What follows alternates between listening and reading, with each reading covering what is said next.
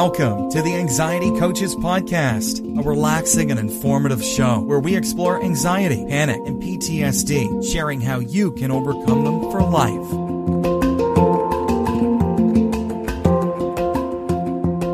Aloha! Welcome back to the Anxiety Coaches Podcast. I'm your host and coach, Gina Ryan, and I am so happy to be with you again today as together we can consider the many ways to bring your mind and body back to its natural peace and calm. In today's episode, I'm talking about quieting the noise and reducing your anxiety. And I wanted to start out with a quote today from William Penn, and he said, "True silence is the rest of the mind, and is to the spirit what sleep is to the body, nourishment and refreshment." End of quote. I really liked that because true silence is something we don't seem to get a lot of unless we actually seek it out, just like we have to seek out good sleep. When we're young, it feels like we can just sleep at the drop of a hat, right? We're tired, we're tired, fall asleep at night. But some of the things that we need for nourishment and refreshment need to be planned out. They need to be taken consciously. And so I thought today we would talk about consciously quieting the noise, because it can really help to give our nervous system some relief from all of the hubbub that's going out there in the world, which seems to be constantly busy and buzzing with notifications and updates and headlines. Intentionally disconnecting from media might seem like it's really hard to do. It might feel daunting, but you can do it. It might even feel counterintuitive, but out there with all of that digital noise, there lies a profound opportunity for personal growth, for rejuvenation, for reducing your anxiety, all through the idea of taking a media fast. And I think that taking a media fast is a great idea. It can feel like, how am I ever going to figure this out, right? Like, because I have to keep up with the stuff for the kids. I have to keep up with work, family, and so much of it, even just having that idea of considering a media fast might give you a clue as to how big of an impact media has on your life. And if it is noisy, maybe for you it's not noisy. I don't pretend to think that this is across the board, everybody must do this. You know that here. We don't talk like that. These are ideas for you to consider and try, like trying them on like a new costume or an outfit. See how it feels and looks on you. But let's see what this could mean for people who need a bit of a break, maybe from all the hubbub of the notifications and updates and headlines and so forth. So our lives are deeply intertwined with the media. Like I said, for me personally, I got thinking about this, and today, in fact, I spent so much time in that email and then going to things that the email linked me to and then having to check out the facts about that. And oh my goodness, not every day is like that, where it's like, it was like a whole cobweb of links and different media and ideas and things that had to be looked at and figured out. And it felt noisy today. It really did. I wanted it to be done because I felt bombarded with all of the information. And I was doing it even earlier when I took a break at my favorite coffee shop with my decaf on my smartphone. I was there alone, and so when I was waiting, I pulled up my phone, and that's where it all started. I'm like, oh my goodness, thank goodness someone I knew came and joined me for a few minutes, and we chatted with my phone then put away in my purse for a few minutes. That felt good. So I thought, Yeah, I think it's time to actually talk about this on the show. I know I've mentioned it briefly way back when, but it seems like things have not gotten better, but busier, louder. It's not worse. It's just that there's more out there. It's cumbersome. So, while the social media and the news and our emails, I'll just call it all media, while it serves as a valuable tool for our communication connection, absolutely. But its overconsumption can have adverse effects on our mental and emotional well-being. And you guys already all know that. That's not news. But we are actually consuming these things. Just as we take care of what we consume with our diets for our physical health, we'll do well to be conscious of what media we are consuming and how that is affecting or being negative to our mental health and our well-being. So it's been suggested that excessive media exposure can contribute to stress, anxiety, decreased productivity. I don't know about you, but I totally understand that.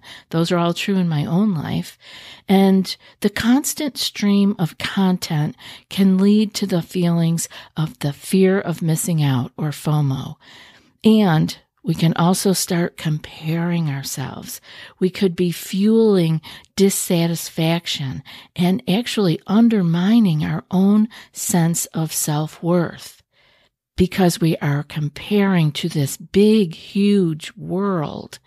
It isn't like the old days where it was keeping up with the Joneses, the people not even in your city or your town or your zip code. It was just the people on your street. It was a very small slice of life. Now we've got the whole pie, and we're trying to compare or keep up with even all of that. It feels overwhelming sometimes. So if you were to embrace a media fast, you could have some of these great benefits that could be both for your mind and your body by temporarily disconnecting from digital distractions.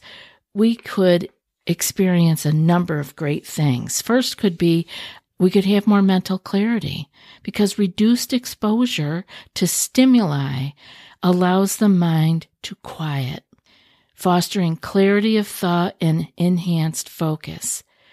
And without the constant influx of information, we may prioritize tasks and make decisions easier. This is exactly what I was not feeling today. I did not have this mental clarity. I felt like there was just all of this information coming in. I didn't go on Instagram, or I don't have TikTok, but any of those kind of, quote, social medias. This was all email and follow-ups, and it just felt like it was tons of information, and my brain got to a point where it was saturated. I felt like I couldn't digest anymore. So next up is what we could feel would maybe be some more emotional balance by stepping away from social media. This can alleviate feelings of inadequacy and comparison, promoting greater emotional resilience and better self-acceptance. You get to be you in you.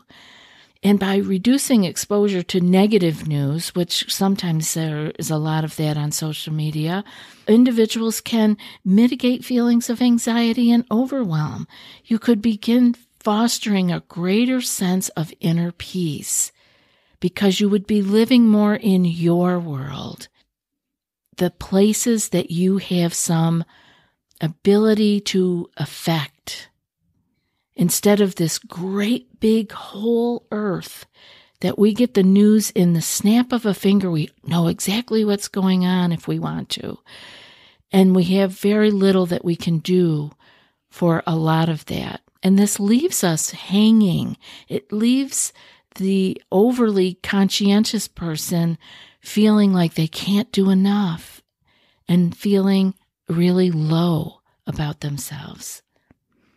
Another thing we could do is have improved relationships, because disconnecting from screens, and that could be even the email like I was sucked into today all day, encourages meaningful face-to-face interactions. strengthening bonds with loved ones, and fostering deeper connections. Like today, I very purposefully, when I saw the person I knew and they asked if they could join me, I said yes. And I was reading a very long article that I needed to get information from, and I closed it and put my phone in my purse. I did that on purpose so that I could have a meaningful face-to-face interaction. And I realized that we don't do this just automatically. We actually have to think about it. We can really begin to cultivate richer, more authentic relationships by prioritizing presence over the virtual engagement. And I love that virtual engagement because that's engagement with all kinds of things, right, that are online. It doesn't have to be, social media. That term gets a bad rap, but we can be virtually engaged in all kinds of things. And so the last thing that I think we can do here is have enhanced creativity, because with fewer distractions, we may be able to more easily tap into our creative potential, exploring new ideas and pursuits, or actually picking up what you dropped because you had no time left in your day. We can embrace silence, which can spark inspiration and innovation. I am so seeking my silent time that is coming up a little later on today. It's like feeling like a warm nest to sit in for a little while, way up high in the tree, away from everything. And this can allow fresh perspectives and breakthroughs. So if all that sounds really good, and of course, who wouldn't want all of that, right? But how are we going to do this?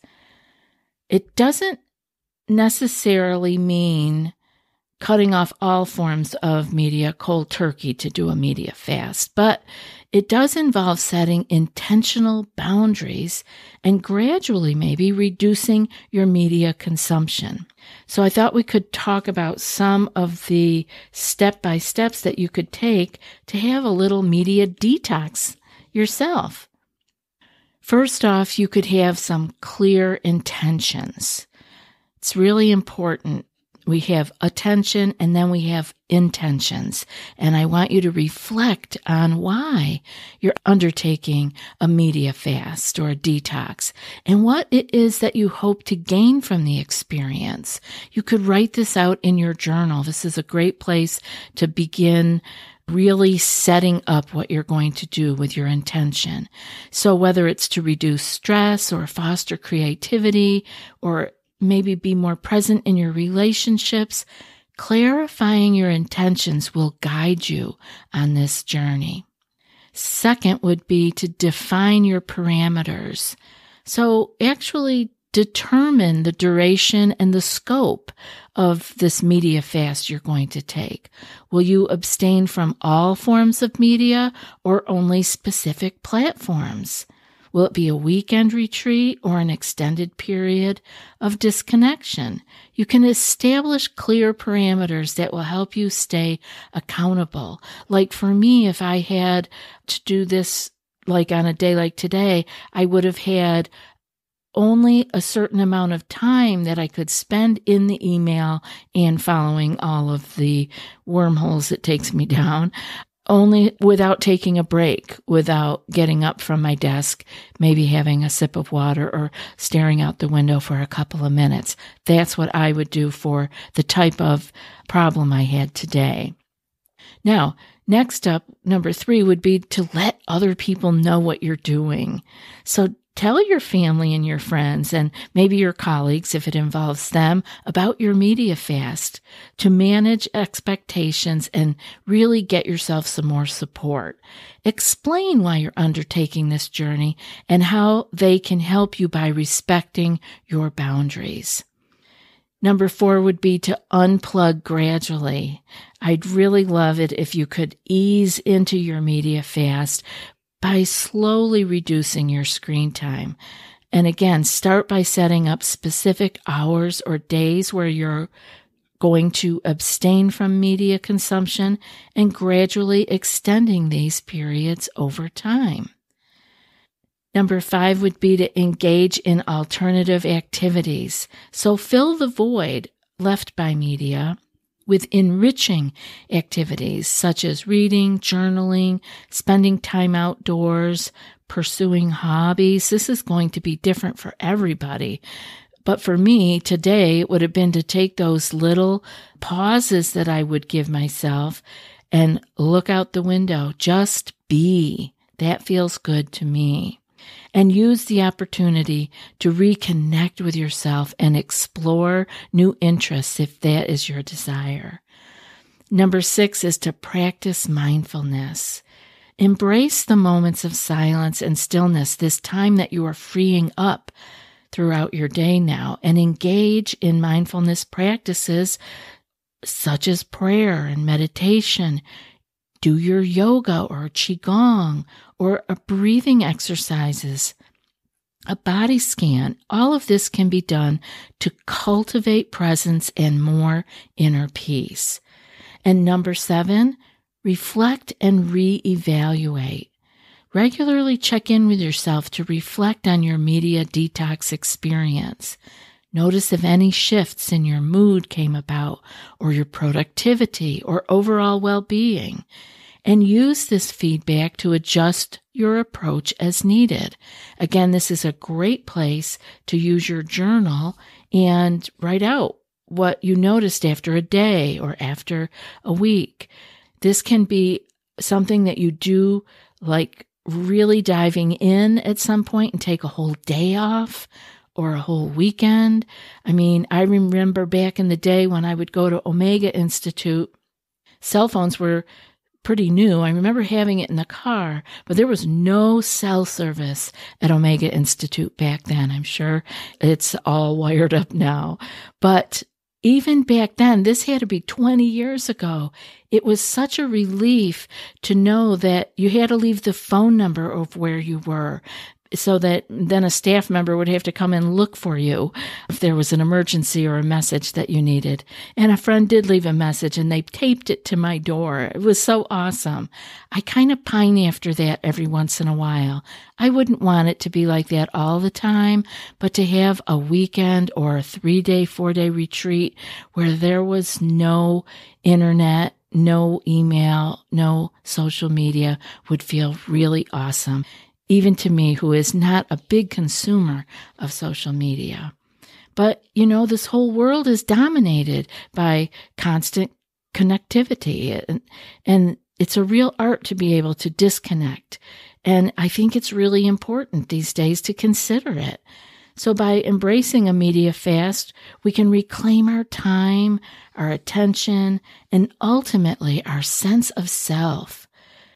Through intentional disconnection, we can rediscover the beauty of silence and cultivate deeper connections and embark on a journey of self-discovery and renewal.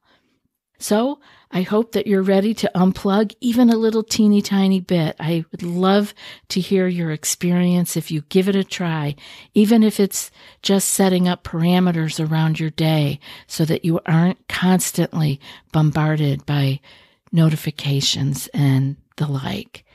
Thanks for listening, and I hope that today's show was helpful for you. This was really heavy on me today. I've written about this before, and I know I've talked about it lightly before, but after the day I had today, I felt I really wanted to just jump in and share it with you guys. So I look forward to hearing from everybody. If you have some experiences with this, anxietycoachespodcast@gmail.com. And now for today's quote. Almost everything will work again if you unplug it for a few minutes, including you. And that's from Lamott. I'll be back in a few more days with another podcast. Until then, be well and aloha. Thanks so much for joining us for today's episode of the Anxiety Coaches Podcast. Find more information at theanxietycoachespodcast.com.